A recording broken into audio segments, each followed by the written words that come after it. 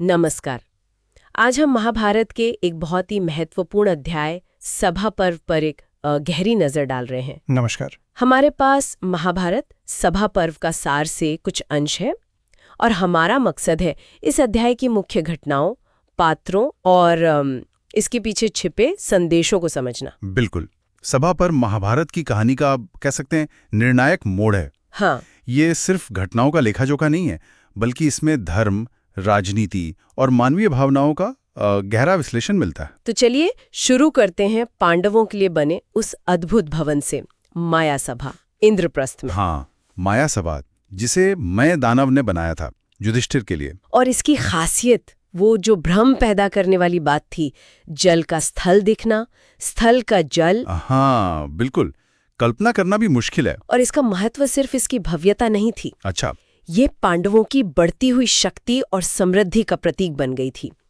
पर इसी चमक ने, कह सकते हैं, कौरवों, खासकर दुर्योधन के मन में ईर्ष्या का बीज बो दिया। हाँ, ईर्ष्या। यहाँ जो कुछ हुआ ना, उसने आगे की घटनाओं की पूरी नींव रख दी। और पांडवों की इसी बढ़ती ताकत का अगला कदम था राजसूय यज्ञ करने का युधिष्ठिर का संकल्प। जी, ये यज्ञ सम्राट पद की निशानी जैसा था। और इसके लिए तो भाइयों को दिग्विजय पर निकलना पड़ा। अर्जुन, भीम, नकुल, सहदेव, अलग अलग दिशाओं में। हाँ, बिल्कुल। विभिन्न राजाओं पर विजय प्राप्त करना जरूरी था। ये यज्ञ युधिष्ठिर की धर्मनिष्ठा और उनकी राजनैतिक शक्ति दोनों का प्रदर्शन था। लेकिन शक्ति प्रदर्शन के साथ विरोधी भी तो खड़े होते हैं। सही कहा। इसने शिशुपाल जैसे विरोधियों को भी सामने ला खड़ा किया। यहीं ये दिलचस्प बात दिखती है कि कैसे धर्म और राजनीति साथ साथ चलते हैं, कभी-कभी टकराते भी हैं। और इसी यज्ञ में वो बड़ी घटना हुई, श्री कृष्ण को अग्र पूजा, यानी सबसे पहला सम्मान देना। हाँ, सभा में सर्वोच्च सम्मान। इस पर चेदी नरेश, शिशुपाल बहुत क्रोधित हो गए और उन्होंने भरी सभा में श्री कृष्ण का अपमान करना शुरू कर दिया।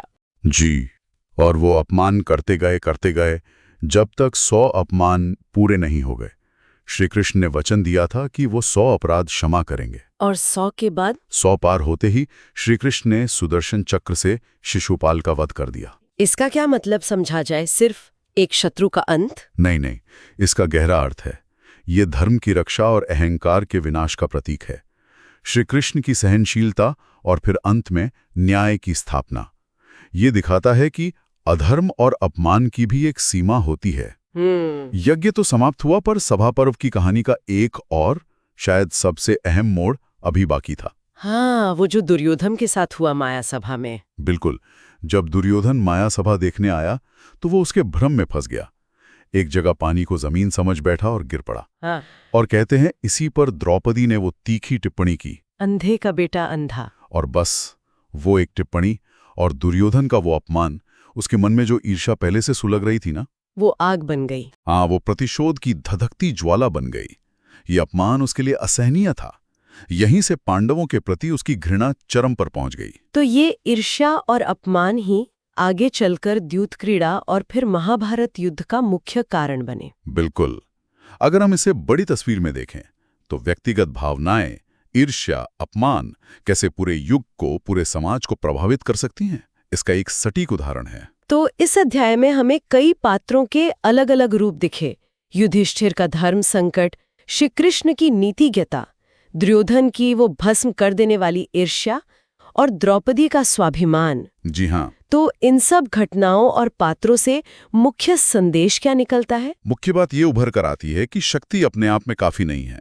उसके साथ विवेक, विनम्रता और धर्म का संतुलन बहुत जरूरी है, जैसे युधिष्ठिर में हमें दिखता है। और दुर्योधन में इसका अभाव था। हाँ, दुर्योधन की शक्ति, अहंकार और ईर्ष्या से दूषित थी। तो सभा पर हमें यही सिखाता है कि व्यक्तिगत भावनाएं, खासकर नकारात्मक भावनाएं जैसे ईर्ष्या, अपमान, बदला, ये कैसे बड़े बड़े राजनीतिक और सामाजिक संघर्षों की नींव रख सकती हैं। ये सबक तो आज भी उतना ही प्रासंगिक लगता है। बिल्कुल, आज भी उतना ही मौजूद है। तो हमने देखा कि कैसे सभा पर्व में माया सभा का चमत्कार और भ्रम, राजसू यज्ञ की भव्यता और उसके राजनीतिक मायने, शिशुपाल का अंत और फिर दुर्योधन का अपमान, ये सारी घटनाएं कैसे एक दूसरे से जुड़ी हुई हैं। हाँ, और ये सब मिलकर कहानी को उस मोड़ पर ले आती हैं जहां से टकराव लगभग तय हो जाता है। ये अध्याय वाकई सोचने पर मजबूर करता है। हाँ, ये दिखाता है कि कैसे व्यक्तिगत भावनाएं, ईर्ष्या, अपमान बड़े राजनीतिक और सामाजिक संघर्षों का बीज बो सकती हैं। और ये एक सवाल भी छोड़ जाता है कि क्या आज के दौर में भी नेतृत्व और समाज में इन भावनाओं का प्रभाव उतना ही प्रबल है जितना महाभारत काल में था? ये एक विचारणीय प्रश्न है।